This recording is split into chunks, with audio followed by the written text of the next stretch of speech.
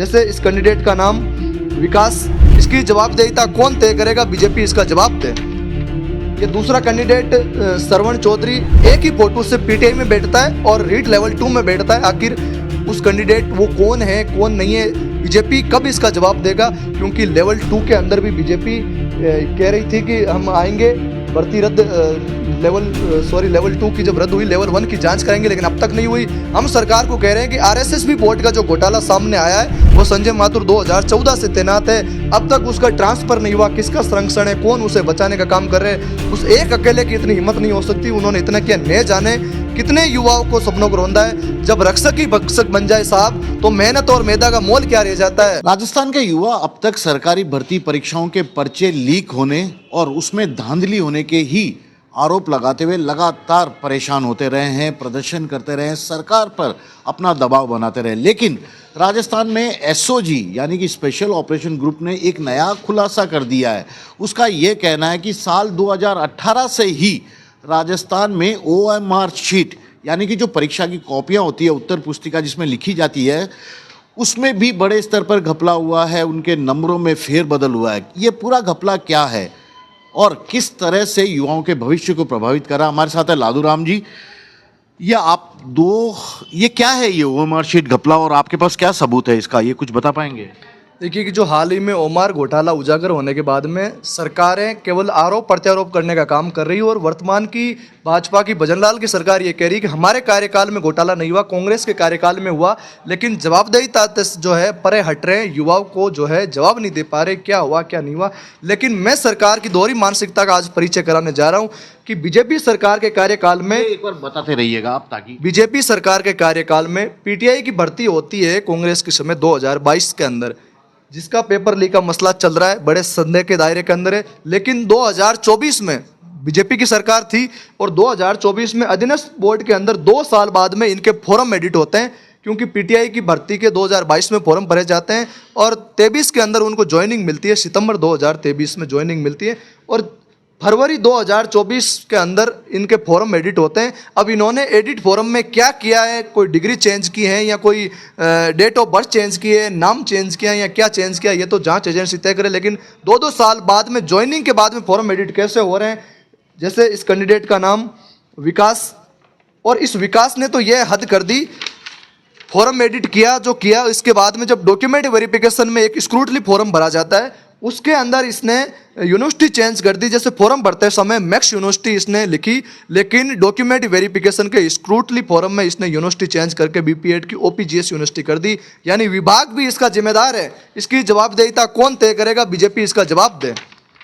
ये दूसरा कैंडिडेट श्रवण चौधरी, जिसके भी जुलाई 2022 में फॉर्म भरता है। सारे फॉर्म लास्ट डेट के दिन भरे हुए हैं, 22 जुलाई के दिन फॉर्म की लास्ट डेट थी और जनवरी 2024 में ये फॉर्म जो है चेंज करता है। इसके साथ साथ कुछ और भी तथ्य हैं जो इधर रखे, आप देख सकते हो। एक कैंडिडेट जो एक ही फोटो से पीटीआई में बैठता है और रीट लेवल 2 में बैठता है, आखिर उस कैंडिडेट वो कौन है कौन नहीं है, बीजेपी कब इसका जवाब देगा?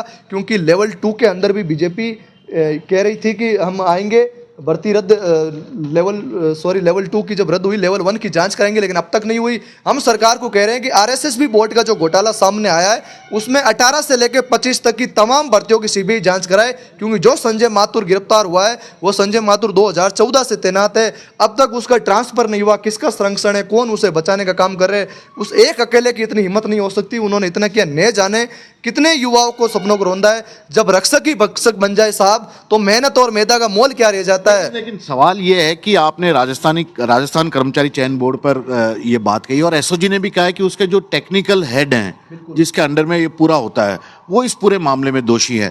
ओएमआर शीट में घोटाला कैसे हो जाता है, कुछ आप बता पाएंगे थोड़ा आसान शब्दों में? बिल्कुल, देखिए ओमार सीट पे घोटाला ऐसा हो जाता है। पहले क्या होता था, ओमार में गोले भरे जाते थे, लेकिन आजकल इन्होंने और भी आसान कर दिया है, क्योंकि इनको पता है कि हमारे पास कौन पूछने आएगा कि ओमार दिखाइए, और जब पूछने आएगा 2-4 सालों बाद तब हम कह देंगे कि ओमार ध्वस्त कर दी, जैसा बोर्ड ने जवाब दिया एसओजी को।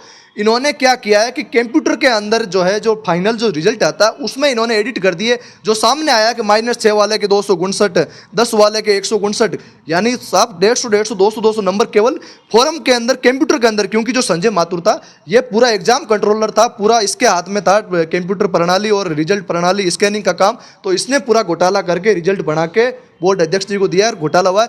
बिना बोर्ड अध्यक्ष की शरण के, बिना राजनीतिक शरण से ये घोटाला नहीं हो सकता।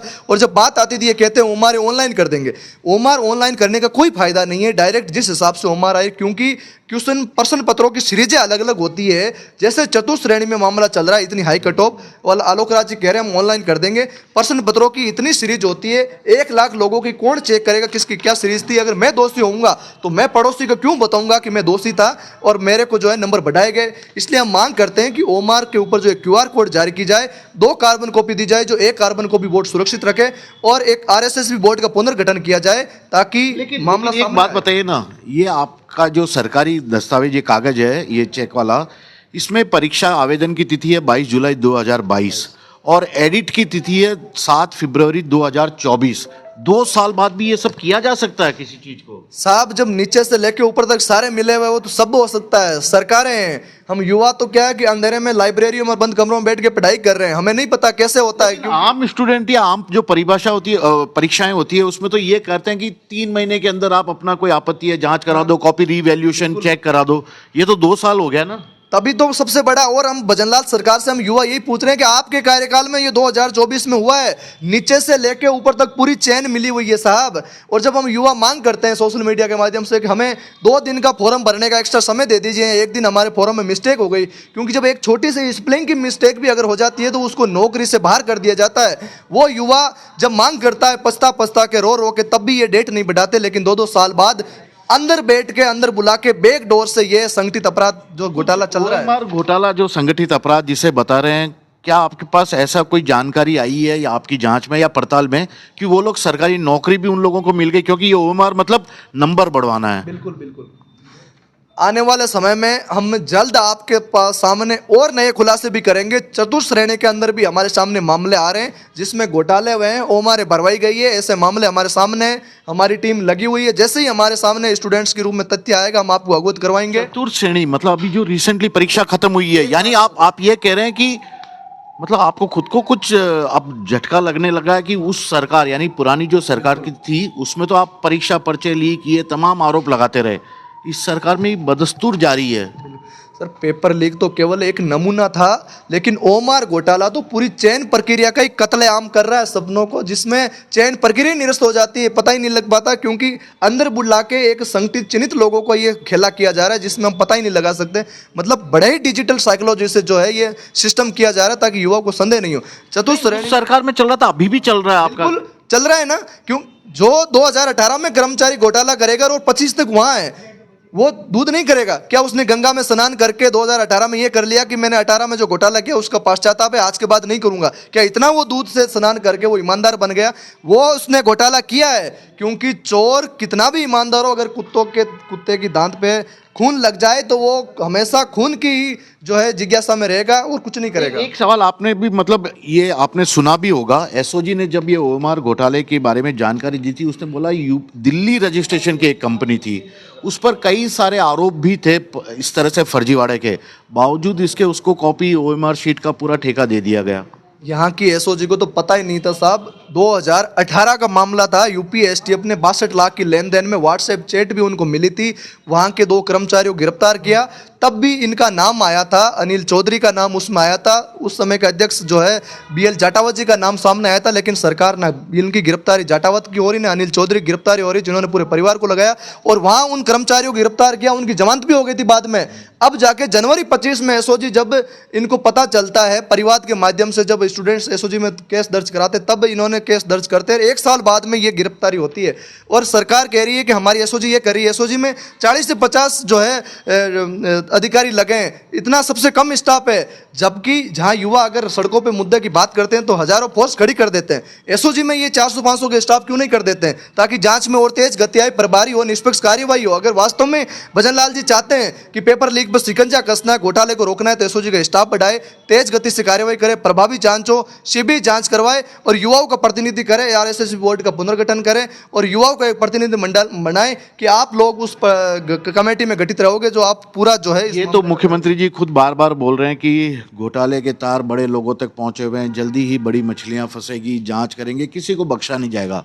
अब भरोसा है, पुरानी सरकार में तो आपको कुछ भरोसा नहीं था, इस सरकार पर कुछ भरोसा है? जिस तरह से काम हो रहा है, स्टेप लिए जा रहे हैं।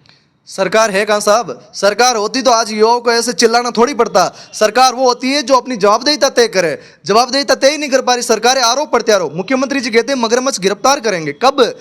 2 साल से बयान सुन रहे हैं हम लोग। एसआई का जब मूवमेंट लड़ रहे थे तब भी ये कहा मगरमच्छ गिरफ्तार करेंगे, लेकिन मुझे ये संदेह है कि कहीं ना कहीं वो मगरमच्छ मुख्यमंत्री जी की पार्टी के ही हैं, तब भी वो जो है उनको गिरफ्तार किया नहीं जा रहा। मछलियों को गिरफ्तार किया जा रहा है कुछ समय के लिए, केवल चुनावी माहौल क्रिएट करने के लिए, और उनको छोड़ दिया जाता है। जगदीश बिश्नोई की गिरफ्तारी होती है जो जैन में, एसआई में, तमाम भर्तियों के अंदर दोषी था, लेकिन आज उसकी जमानत हो गई। मुख्य आरोपी अभी भी फरार है। कौन मगरमच्छ, कब पकड़ोगे साहब? ठीक है, लालूराम जी एक आखिरी सवाल जवाब दे दीजिएगा आप।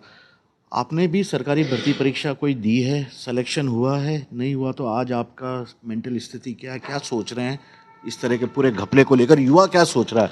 क्योंकि मैं सर 2018 से लेकर 2024 तक कंटिन्यू तैयारी करता था। मैंने आरएस लिखा है, मैंने एसआई का एग्ज़ाम दिया है, मैंने पटवार, वीडियो सारे एग्ज़ाम दिए।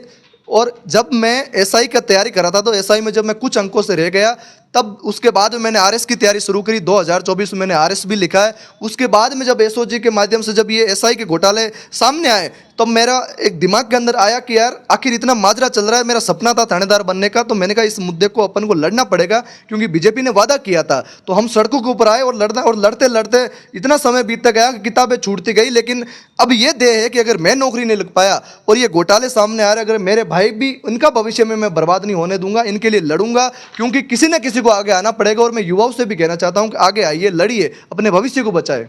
ठीक है, तो ये देखा, ये एक युवा है, सरकारी भर्ती परीक्षा दे रहे थे, लेकिन जिस तरह से धांधली, जिस तरह से घपले हो रहे थे, और अब तो ओएमआर शीट घपला भी खुद राजस्थान पुलिस की स्पेशल ऑपरेशन ग्रुप ने, यानी कि एसओजी ने सामने ला दिया है।